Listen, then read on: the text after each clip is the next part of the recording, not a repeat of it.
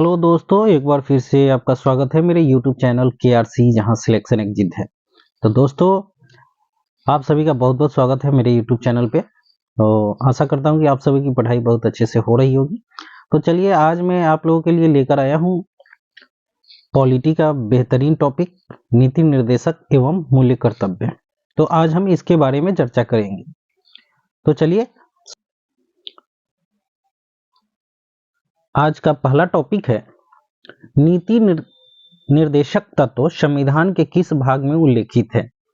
नीति निर्देशक तत्व संविधान के किस भाग में उल्लेखित है? तो इसका आंसर होगा भाग 4 में, अनुच्छेद 36 से 51 तक। BBI क्वेश्चन है, भाग 4 अनुच्छेद 36 से 51 तक। नेक्स्ट दूसरा क्वेश्चन है, भारतीय संविधान में शामिल राज्य के नीति निर्देशक सिद्धांतों का विचार किस देश से लिया गया है? तो ये होगा आयरलैंड के संविधान से। नीति निर्देशक कहाँ से लिया गया है? तो आयरलैंड के संविधान से। आयरलैंड की राजधानी कहाँ है? तो डबलिन है। ठीक है, आयरलैंड की राजधानी कहाँ है? डबलिन। नेक्स्ट आगे बढ़ते हैं हम लोग। राज्य के नीति निर्देशक सिद्धांतों को भारतीय संविधान में शामिल किए जाने का उद्देश्य क्या है? तो फर्स्ट नंबर इसका सामाजिक और आर्थिक प्रजातंत्र को स्थापित करना, और दूसरा है लोक कल्याणकारी राज्य की स्थापना करना। ये दो पॉइंट जरूर याद रखेंगे, इसके मेन उद्देश्य है। नेक्स्ट पॉइंट है नीति निर्देशक तत्वों की प्रकृति कैसी है? तो नीति निर्देशक तत्वों की प्रकृति कैसी है? तो सकारात्मक है। ठीक है, सकारात्मक मतलब पॉजिटिव है। आगे बढ़ते हैं हम लोग। अगला पॉइंट है हमारा, भारत सरकार द्वारा आरंभ किए गए राष्ट्रीय सामाजिक सहायता कार्यक्रम भारतीय संविधान के किस उपबंध को पूरा करता है? तो राज्य के नीति निर्देशक तत्वों को पूरा करता है। नेक्स्ट पॉइंट है, किसने कहा था नीति निर्देशक तत्वों का आशय यह नहीं कि केवल पूजनीय घोषणाएं बनकर रह जाए।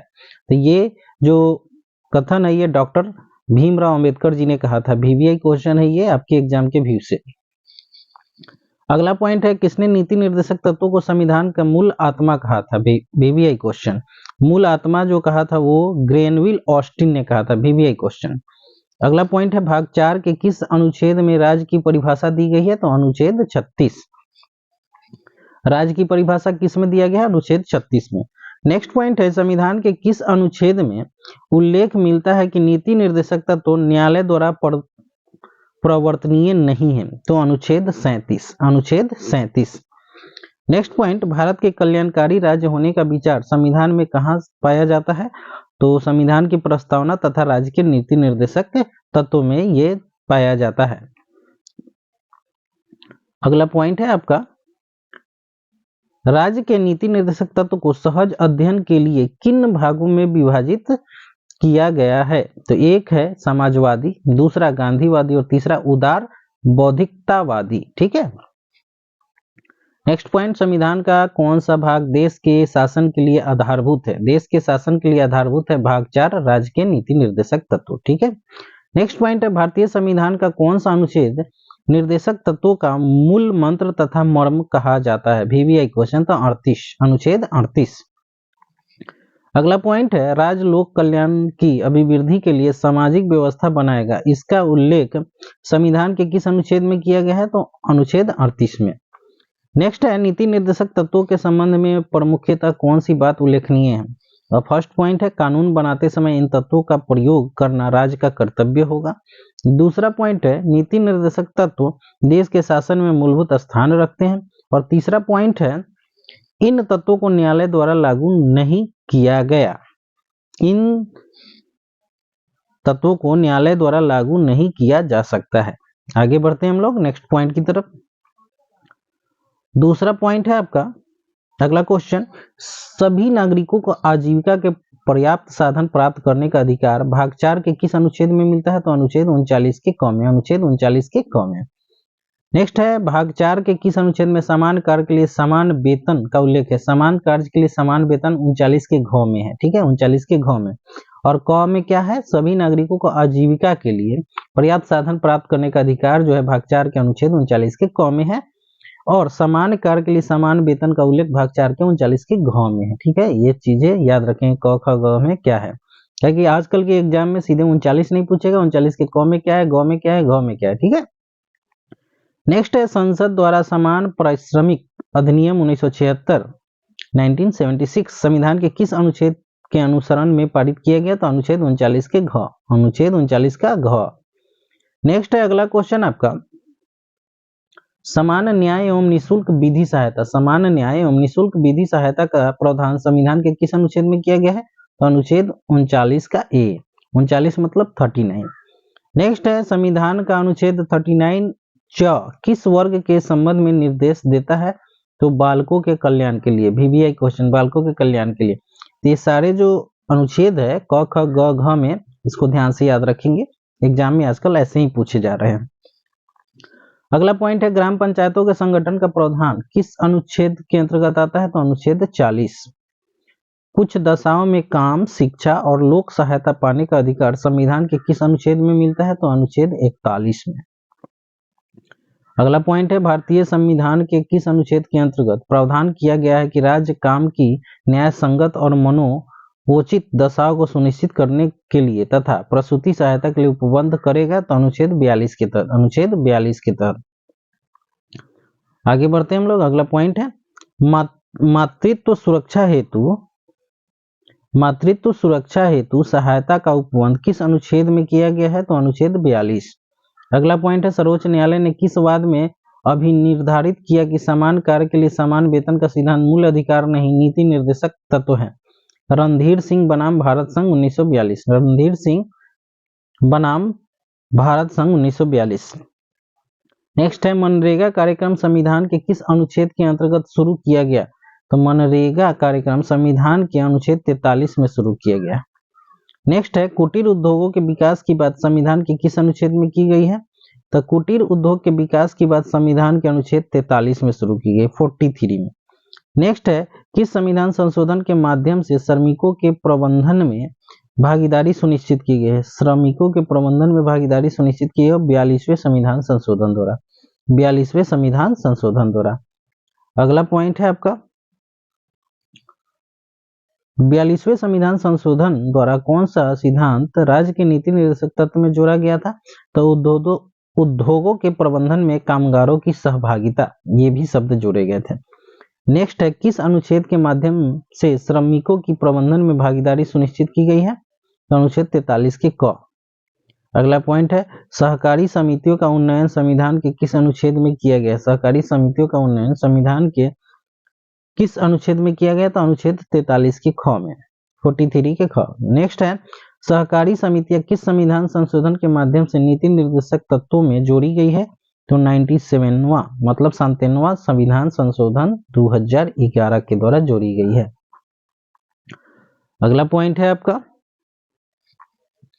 किस मामले में सर्वोच्च न्यायालय ने केंद्र सरकार से अनुच्छेद 44 पर नया दृष्टिकोण का आग्रह किया था, तो सरल मुदगल बनाम भारत संघ 1995 मामले में, सरल मुदगल बनाम भारत संघ 1995 के मामले में। अगला पॉइंट है एक समान नागरिक संहिता का प्रावधान किस अनुच्छेद में किया गया है, तो समान नागरिक संहिता अनुच्छेद 44 में है, अनुच्छेद 44 में। नोट में यहां लिखा गया है वर्तमान में सिर्फ गोवा राज्य में समान नागरिकता संहिता लागू है, VVI क्वेश्चन, ये क्वेश्चन पूछता भी है, आपको याद रखना है इसको। नेक्स्ट है 42वें संविधान संशोधन के माध्यम से राज्य के नीति निर्देशक तत्व में कौन कौन से अनुच्छेद जोड़े गए हैं, तो ये है अनुच्छेद 39 का क, 43 का क और 48 का क। ये तीन अनुच्छेद जो है ना 42वें संविधान संशोधन के माध्यम से नीति निर्देशक तत्वों में जोड़े गए हैं, अनुच्छेद 39 का क, 43 का क और 48 का क, VVI क्वेश्चन। आगे बढ़ते हैं हम लोग। किस संविधान संशोधन के माध्यम से अनुच्छेद 48 की भाषा परिवर्तित किया गया है, तो 38 की भाषा, अनुच्छेद 38 की भाषा में परिवर्तित किया गया है, सॉरी। किस संविधान संशोधन के माध्यम से अनुच्छेद 38 की भाषा में परिवर्तन किया गया, तो 44वें संविधान संशोधन। ठीक है, एक चीज मैं आपको बता दूं, ये ट्रिक ही समझिएगा कि 42वां संविधान संशोधन में बहुत सारे कामों को जोड़ने का काम किया गया, तो जोड़ने वाला जहां भी दिखेगा वो 42वां संविधान संशोधन, और 44वां संविधान संशोधन के द्वारा हटाने का काम किया गया है। ठीक है, मतलब उसको हटा के दूसरा चीज किया गया है, तो ये चीजें ध्यान रखें, हटाने का काम 44वां में या जोड़ने का काम 42वां में, ये एक ट्रिक के माध्यम से मैं बता रहा हूँ। आगे बढ़ते हैं। नेक्स्ट है 6 वर्ष से कम आयु के बच्चों को शिक्षा तथा उनकी देखभाल का प्रावधान संविधान के किस अनुच्छेद में किया गया, तो अनुच्छेद 45 में। नेक्स्ट है पोषाहार स्तर बढ़ाने का प्रावधान नीति निर्देशक सिद्धांत के किस अनुच्छेद में किया गया है? पोषाहार स्तर बढ़ाने का तो अनुच्छेद 47। संविधान के किस अनुच्छेद में प्रावधान मिलता है कि राज्य स्वास्थ्य के लिए हानिकारक मादक द्रव्यों तथा अन्य पदार्थों के सेवन पर प्रतिबंध लगाएगा? तो अनुच्छेद 47 में ही है। अगला पॉइंट है कृषि एवं पशुपालन संगठन की बात भाग 4 के किस अनुच्छेद में की गई? तो अनुच्छेद 48 में। अगला पॉइंट है पर्यावरण संरक्षण एवं संवर्धन तथा वन्य जीवों रक्षा का प्रावधान संविधान के किस अनुच्छेद में? तो 48 के क में। अनुच्छेद 48 के क में किया गया है। नेक्स्ट है राष्ट्रीय महत्व के स्मारकों स्थानों वस्तुओं का संरक्षण करने का प्रावधान किस अनुच्छेद में? तो अनुच्छेद 49 में 49। नेक्स्ट भारतीय संविधान में न्यायपालिका का कार्यपालिका से पृथक्करण का उल्लेख किस अनुच्छेद में मिलता है? तो अनुच्छेद 50 में। ठीक है, अनुच्छेद 50 में। और अगला पॉइंट है अंतर्राष्ट्रीय शांति सुरक्षा के संवर्धन का प्रावधान किस अनुच्छेद में किया गया? तो अनुच्छेद 51 में। अंतर्राष्ट्रीय शांति सुरक्षा अनुच्छेद 51 में। यहाँ पर दो क्वेश्चन जो है ना अनुच्छेद 48 वाला ये भी ध्यान रखेंगे और 49 वाला, दोनों को एक बार मैं पढ़ दे रहा हूँ। पर्यावरण संरक्षण एवं संवर्धन और वन तथा वन्य जीवों की रक्षा का प्रावधान किस अनुच्छेद में किया गया? तो अनुच्छेद 48 के क में। और 49 वाला में राष्ट्रीय महत्व के स्मारकों स्थानों और वस्तुओं का संरक्षण करने का प्रावधान 49 में। तो ये दोनों क्वेश्चन कहीं कहीं देखने को मिलता है कि 48 में ही देता है, तो इसलिए मैंने दोबारा बताया, आपको ध्यान से याद रखेंगे। अब आगे बढ़ते हैं, महत्वपूर्ण तथ्य के बारे में थोड़ा देख लेते हैं। अनुच्छेद 51 में अंतर्राष्ट्रीय शांति सुरक्षा की अभिव्यक्ति का उल्लेख है, अभिवृद्धि का उल्लेख है। इसके अनुसार राज्य जो है क में अंतर्राष्ट्रीय शांति और सुरक्षा की अभिवृद्धि का, ख में राष्ट्रों के बीच न्याय संगत समान पूर्ण संबंधों को बनाए रखने का, ग में है संगठित लोगों के एक दूसरे से व्यवहार में अंतर्राष्ट्रीय विधि और संधि बाध्यताओं के प्रति आदर बढ़ाने का, और घ में अंतर्राष्ट्रीय विवादों के मध्यस्थता द्वारा निपटारे के लिए प्रोत्साहन देने का प्रयास करेगा। तो ये 51 के क में इतनी सारी बातें हैं जिसके अंतर्गत आती हैं। नेक्स्ट अगला पॉइंट है किसने कहा था कि राज्य के नीति निर्देशक सिद्धांत एक ऐसा चेक है जो बैंक की सुविधा अनुसार अदा किया जाएगा? तो ये कथन जो है केटी शाह के द्वारा है। VBI क्वेश्चन ये लगभग 50-60 बार एग्जाम में पूछे जा चुके होंगे अभी तक, BPSC दरोगा, बिहार SSC, रेलवे आदि एग्जामों में। ठीक है, तो आगे बढ़ते हैं हम लोग अगले पॉइंट की तरफ। अगला पॉइंट है आपका किसके द्वारा कहा गया कि नीति निर्देशक तत्वों का राज्य पदाधिकारियों के लिए शैक्षिक महत्व है? तो BN राव के द्वारा, BN राव के द्वारा कहा गया। अगला पॉइंट है किसने कहा कि नीति निर्देशक तत्व सामाजिक क्रांति के उद्देश्यों की प्राप्ति का माध्यम है? तो ग्रेनविल, किसने कहा था? ग्रेनविल ऑस्टिन ने कहा था, ग्रेनविल ऑस्टिन ने कहा था। नेक्स्ट पॉइंट अनुच्छेद 46 राज्य समाज के कमजोर वर्गों के शैक्षिक और आर्थिक हितों को बढ़ावा देना, ये अनुच्छेद 46। और 47 में है पोषाहार स्तर और जीवन स्तर को ऊंचा करने तथा लोक स्वास्थ्य को सुधार करने का राज्य का कर्तव्य है, ये अनुच्छेद 47 में कहा गया है। नेक्स्ट पॉइंट आगे बढ़ते हैं हम लोग। किसने नीति निर्देशक तत्वों को लक्ष्य एवं आकांक्षाओं का घोषणा पत्र कहा है? लक्ष्य एवं आकांक्षाओं का घोषणा पत्र कहा है तो KC वियर ने कहा। लक्ष्य एवं आकांक्षाओं का घोषणा पत्र KC वियर ने कहा।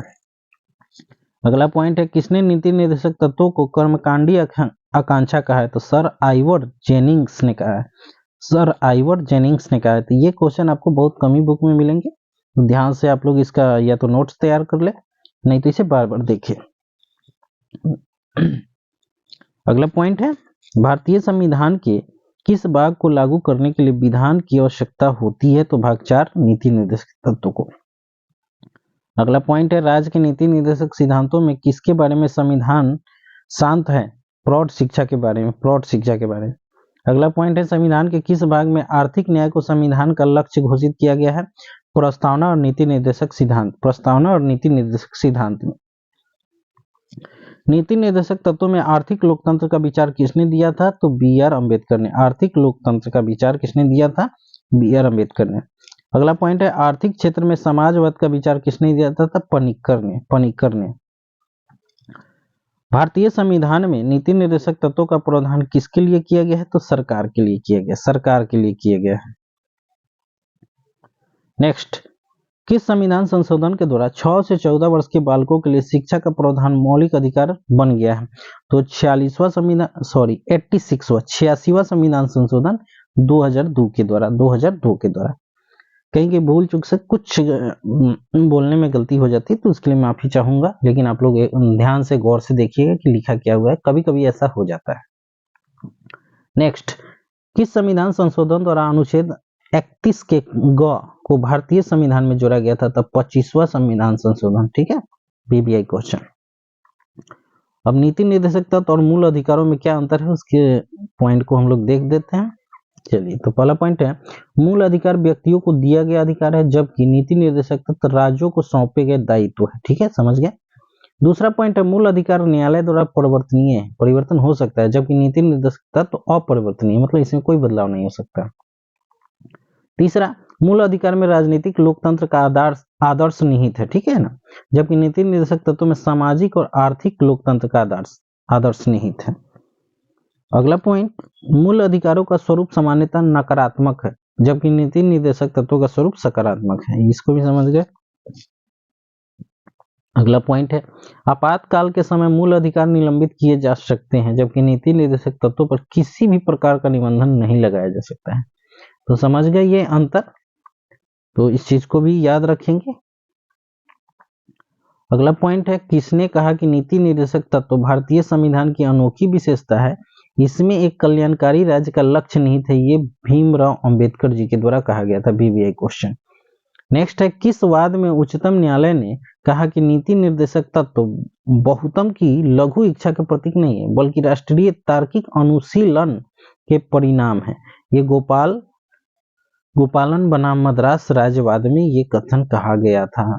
तो इसे भी ध्यान रखेंगे, दरोगा और बीपीएससी के लिए बहुत ही इंपॉर्टेंट ये फैक्ट है, बहुत कम बुक में मिलते हैं, तो आप लोग जरूर ध्यान रखें और इसको एक बार, दो बार, तीन बार पढ़ें।